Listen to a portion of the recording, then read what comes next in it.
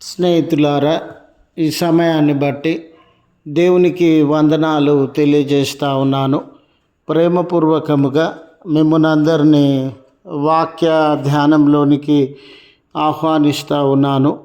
మరచిపోకుడి అనే ఆలోచనను మీతో కూడా పంచుకోవడానికి ఇష్టపడుతూ ఉన్నాను కనుక దేవుని యొక్క వాక్యమును మీరు ముగింపు వరకు ఆలకించాలని మీ కుటుంబ సభ్యులతోనూ తోటి విశ్వాసులతోనూ ఈ వీడియో షేర్ చేసుకోవాలని మీ ప్రార్థన మనవులు ఎట్టివైనను కామెంట్స్ రూపంలో కానీ ఫోన్ కాల్ ద్వారా కానీ తెలియజేయండి.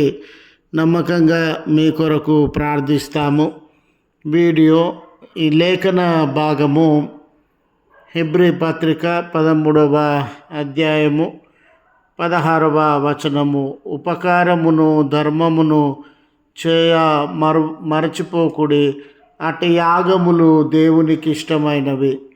స్నేహితులారా, ఈ దినాన దేవుడు పట్ల విశ్వాసం కలిగినటువంటి వారు, దేవుని ఉనికి పట్ల నమ్మకము కలిగినటువంటి వారు, దేవునికి సంతోషపరచాలని, దేవునితో సహవాసము చేయాలని ఎన్నో రకములైనటువంటి పూజలను ఆరాధనలను జరిగించేటటువంటి వారుగా జంతువు బలులను మొదలుకొని బహుమానములను, సొత్తును, సమయాన్ని, తలాంతులను ధారపోసేటటువంటి వారుగా ఉంటారు.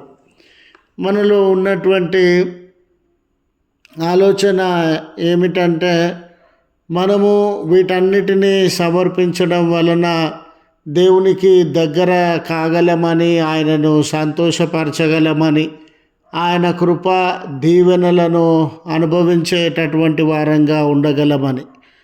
అయితే ఈ పత్రిక రచయిత సందర్భాన్ని కూడా గమనించినప్పుడు పాత నిబంధన యందు దేవుణ్ణి సంతోషపరచడానికి, ఆరాధించడానికి జంతు బలులను అర్పించినటువంటి వారుగా ఉండినారు.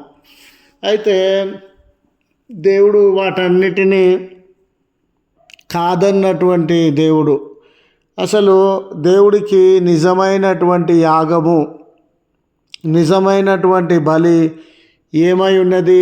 ఆయన మానవ జీవితంలో నుండి, హృదయంలో నుండి ఏమి కోరుకొనుచున్నటువంటి దేవుడుగా ఉన్నాడు అని లేఖనముల యందు మనము గమనించినప్పుడు, మనము మన జీవితంలో యందు ఉపకారము చేయగలిగినటువంటి వారుగా ఉండాలి.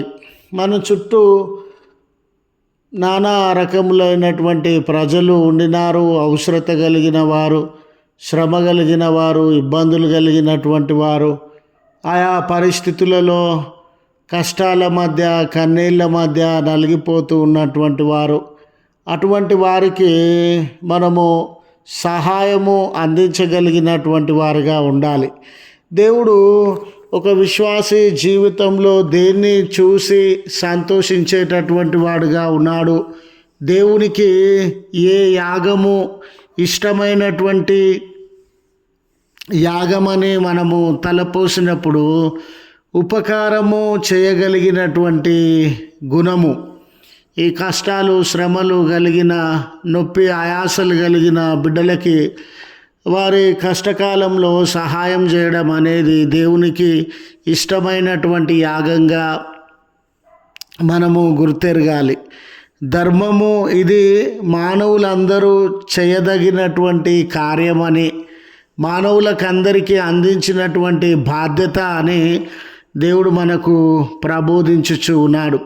ఈరోజు స్నేహితులారా, మన జీవితంలో నెమ్మదితో వర్ధిల్లుతూ ఉన్నప్పుడు, మన జీవితంలో మనం అనుకున్నటువంటి కార్యములు జరుగుతూ ఉన్నప్పుడు, మనము దేవుని వైపు చూస్తూ మరి ఆయన మనసును గ్రహించగలిగితే, మనలో ఆపద, మనలో కష్టం ఉన్నవారి ఎడల మనము సానుకూలమైన సహాయం ఇవ్వగలిగిన మనసు కలిగి ఉండడం అనేది చాలా ప్రాముఖ్యమైనటువంటి అంశమని, అదే నిజమైనటువంటి బలియాగమని, దాన్ని జరిగించడము మనము మర్చిపోకూడదని జ్ఞాపకం చేస్తూ ఈ మాటలను ముగిస్తూ ఉన్నాను.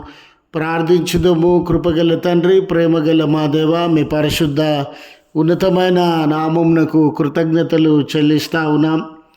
దేవా, మమ్మను ప్రేమించగలిగినటువంటి దేవుడవు. మాలో చాలామంది మా తలాంతులను, సొత్తును, బలులను, యాగములను సలుపుచు మిమ్మను సంతోషపరిచేటటువంటి వారమని తలపోస్తూ ఉన్నాం.